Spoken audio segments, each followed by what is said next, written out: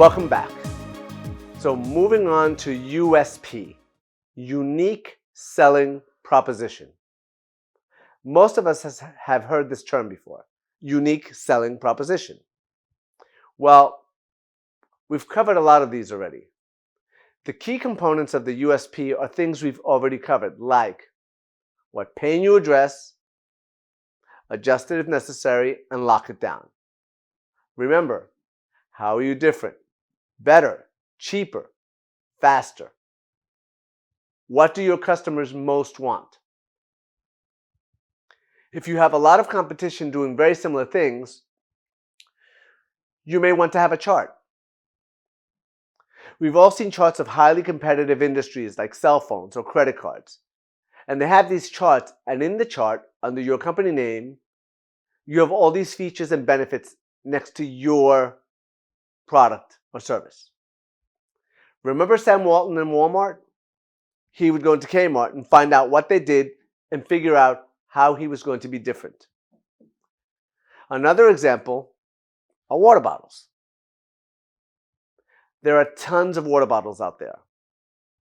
So how can they say this in a way that makes it fun for their target audience? So if there are women over the age of 30, single moms, the message and the fun factor, if you will, and how they speak it is going to be different than if they're teenagers or if they're men in their 40s. So that's what that means. What if you have no idea? Again, just like Sam Walton, you go over to your competition. You cover those things they didn't know about themselves. Perhaps you can talk to your customers or your potential customers. You can do research on the internet, or you can go to the library.